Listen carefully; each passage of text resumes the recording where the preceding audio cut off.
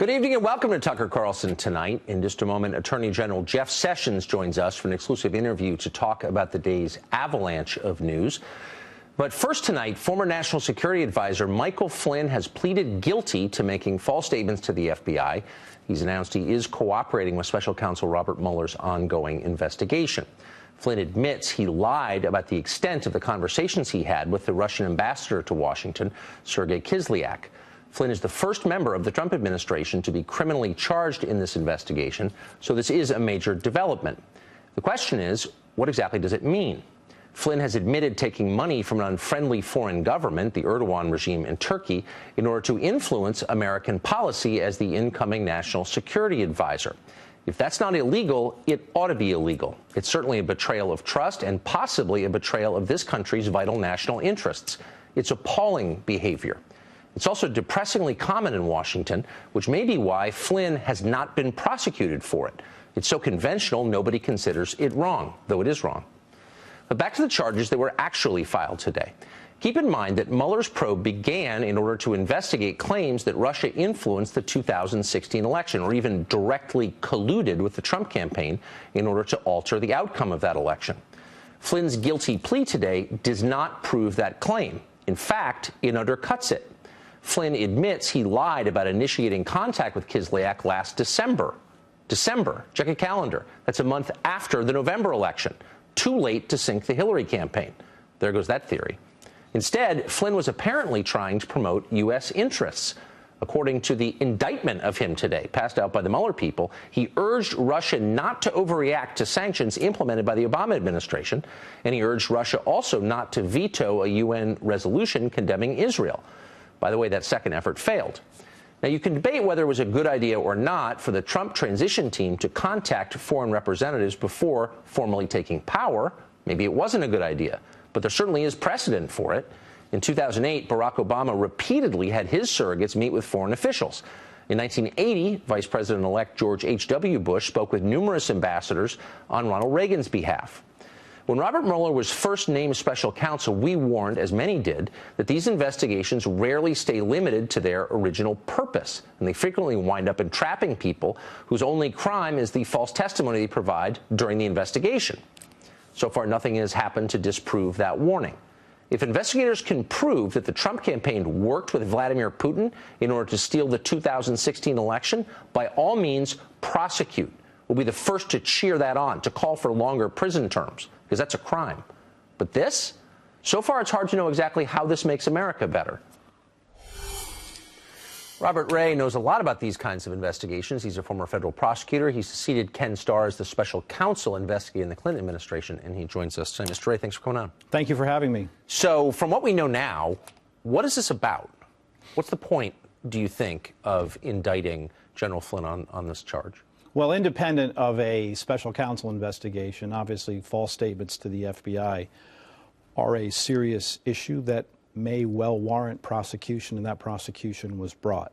I mean, I think people have known from the earliest stages of the Mueller investigation that both Manafort and Flynn had exposure, right, and they've now both been prosecuted. The second piece of significance is that General Flynn is cooperating with Mueller's investigators, so we've now learned and confirmed that for the first time today. That's also significant. I assume the exposure would stem from his lobbying for the Erdogan government in the months before he became National Security Advisor, which strikes me as immoral, if not illegal, but that's not included in this. I wonder if you can guess what the special prosecutor believes he's moving toward.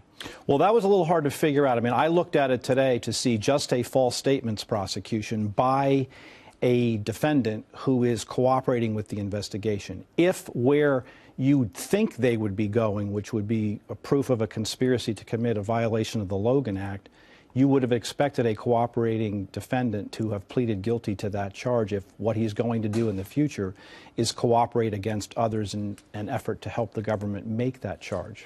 So it's odd, to say the least, that only a false statements case was brought against him, suggesting at least the possibility that this doesn't go any place further, beyond his own criminal misconduct. So, and not to minimize that, you shouldn't lie to federal agents, it's a crime. But now you've had 4 people charged, and it's possible it's not leading towards some kind of legal crescendo where the president himself is charged with something or people even closer to the president? Well, Bob Mueller's task is to find the facts and take them wherever they may lead. Where they may lead may be no place, meaning no further than this. We don't know yet. We don't know what else he has. I mean, I think everything up to this point has always suggested that it was inevitable that Paul Manafort and Michael Flynn would be prosecuted. I think most reasonable, knowledgeable observers of the investigation had concluded long ago that that's where the investigation at least would go. Now, whether it goes further or not, who's to say? So Flynn's cooperating in order to do what? Do we have any guess? Well, to help investigators determine whether or not other crimes have been committed. But, as I suggested, I'm reading between the lines, and so you can't, say for certain. But it is an odd development, if they really had more, why they didn't demand that Michael Flynn plead guilty to more. Right. And it suggests at least the possibility that the reason that didn't happen is because he doesn't have more. I don't want to in any way minimize the seriousness, again, of dishonesty, which is a crime, and it's wrong. However, the rest of us have kind of assumed this was about collusion with the Russians in the 2016 election. That's certainly how a reasonable conclusion to draw. And the first question you always ask in an obstruction of justice or false statements investigation or charge is, what are they lying or obstructing justice for? Well, exactly. That's exactly it. And all of us assume that the point was they believed there was some conspiracy to subvert the election, but these charges, Mueller's description of them today, undercut that completely. It suggests at least the possibility that one of the reasons that he may have been lying was because, with regard to conduct that occurred in December during the transition, because it was a politically difficult thing to do, he didn't want to disclose to the public or to anybody else the fact that there, in fact, were contacts with Russian government officials. That doesn't mean that that makes it a crime. It just means that he was, covering up for the administration because he didn't think that it was appropriate to disclose that information. He didn't tell the truth about it. Bad idea with regard to telling that to the FBI. And if he had had a lawyer present, and my understanding is he didn't have a lawyer present, a lawyer would have certainly counseled him about the dangers of making false statements to federal agents. If that's as far as this goes, this is a massive waste of time, and we're all owed an apology, in my opinion. Well, I mean, you can say that, but also it's important, if there's no there for there to be a full investigation and to actually at the end of it come forward and say, you know what, we've looked at this fully and there's no there, and that's the end of it. That's what Ty Cobb, the president's lawyer, seemed to be suggesting today. The White House is committed to a full effort to cooperate with investigators, and that we hope that this will lead now to the beginning of the end and an expeditious conclusion to the investigation. Let's hope so. I have said all along that I really do hope the lessons of history have been learned and that Bob Mueller can conclude his investigation, well in advance of the midterm elections. Yes. I still think that's possible, but it depends on, things that we obviously don't know yet. In advance of the 2020 elections, even. Well, but I'm even more hopeful with the midterms that it happens sometime, earlier rather than later next year. I think that's something to hope for. Mr. I thank you for coming. Thanks very much for having me. Appreciate it.